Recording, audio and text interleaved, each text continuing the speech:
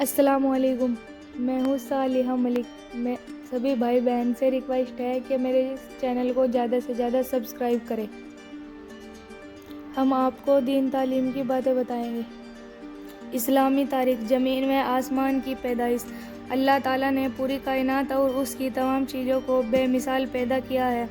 قرآن کریم میں زمین و آسمان کی پیدائش کا تذکرہ کئی جگہ آیا ہے اور بعض جگہ صراحت کے ساتھ مذکور کے ساتھ کسی کو کتنے دنوں میں پیدا کیا ہے۔ ان تمام آیتوں کو سامنے رکھنے کے بعد پتہ چلتا ہے کہ پہلے زمین کا مادہ تیار کیا گیا اور وہ بھی ابھی اسی حالت میں تھا کہ آسمان کے مادے کو دھوئیں کی شکل میں بنایا گیا۔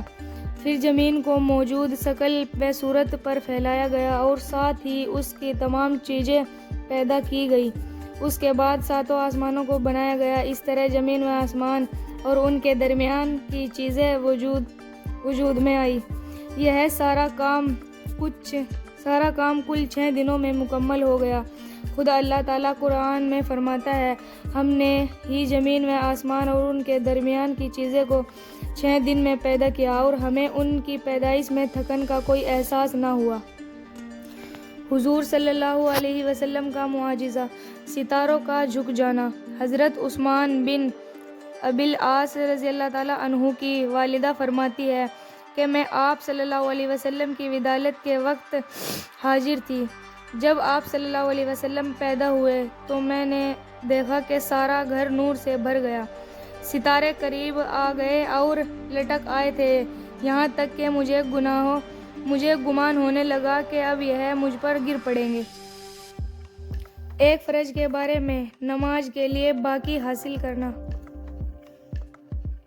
قرآن میں اللہ تعالیٰ فرماتا ہے، اے ایمان والو، جب تم نماز پڑھنے کا ارادہ کرو، اگر تم باوضو نہ ہو تو وضو کرنے کے لیے اپنے چہرے کو دھو اور اپنے ہاتھوں کو کونیوں سمیت دھو اور اپنے سروں پر بھیگا ہاتھ پھیرو اور اپنے پیروں کو بھی ٹکنوں سمیت دھو، اور اگر تم جنابت کی حالت میں ہو تو نماز سے پہلے سارا بدن پاک کر لو۔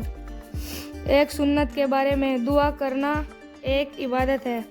قرآن میں اللہ تعالیٰ فرماتا ہے، مجھ سے دعا مانگو، میں تمہاری دعا قبول کروں گا، اور رسول اللہ صلی اللہ علیہ وسلم نے فرمایا، دعا کی عبادت ہے، الدعاء هو العبادۃ۔ ایک اہم عمل کی فضیلت، نقصان سے بچنے کی دعا۔ رسول اللہ صلی اللہ علیہ وسلم نے فرمایا، جو شخص اس دعا کو صبح و شام 3 مرتبہ پڑھ لیا کرے، اسے کوئی نقصان نہیں پہنچے گا۔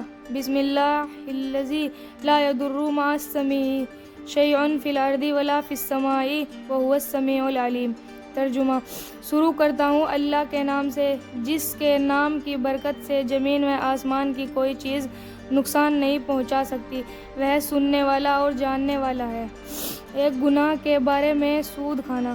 قرآن میں اللہ تعالیٰ فرماتا ہے، جو لوگ سود کھاتے ہیں تو کل قیامت کے دن قبروں سے اس شخص کی طرح اٹھیں گے جیسے کسی کو جن بھوت نے لپٹ کر پاگل بنا دیا ہو۔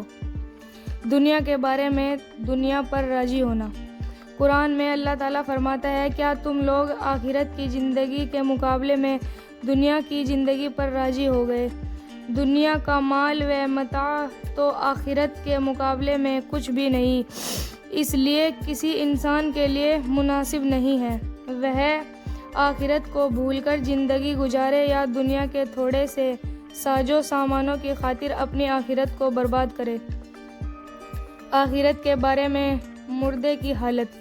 رسول اللہ صلی اللہ علیہ وسلم نے فرمایا، جب مردے کو لوگ اٹھا کر چلتے ہیں تو اگر وہ نیک ہوتا ہے تو وہ کہتا ہے، مجھے جلدی آگے بڑھاؤ، اور اگر برا ہوتا ہے تو وہ کہتا ہے، ارے میری ہلاکت کہیں آئی، تم کہاں لے جا رہے ہو؟ اس کی آواز کو جن و انسان کے سوا اللہ تعالیٰ کی تمام مخلوقات سنتی ہے، اگر اس کی آواز انسان سن لے تو بے ہوش ہو جائے۔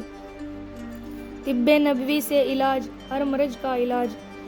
حضرت عثمان غنی رضی اللہ تعالیٰ عنہ سے مروی ہے کہ میں ایک مرتبہ بیمار ہوا تو رسول اللہ صلی اللہ علیہ وسلم عیادت کے لیے تشریف لائے اور یہ دعا پڑھ کر دم کر دیا اور جاتے ہوئے فرمایا اے عثمان یہی پڑھ کر دم کر لیا کرو۔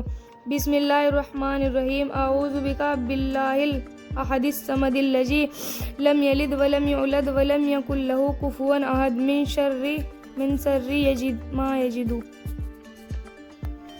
نبی صلی اللہ علیہ وسلم کی نصیحت۔ رسول اللہ صلی اللہ علیہ وسلم نے فرمایا لوگوں کو دین سکھاؤ اور خوشخبریاں سناؤ اور خوشواریاں پیدا نہ کرو، اور جب تم میں سے کسی کو غصہ آئے تو اسے چاہیے کہ خاموشی اختیار کرے اور ہمارے چینل کو زیادہ سے زیادہ سبسکرائب کرے۔ السلام علیکم۔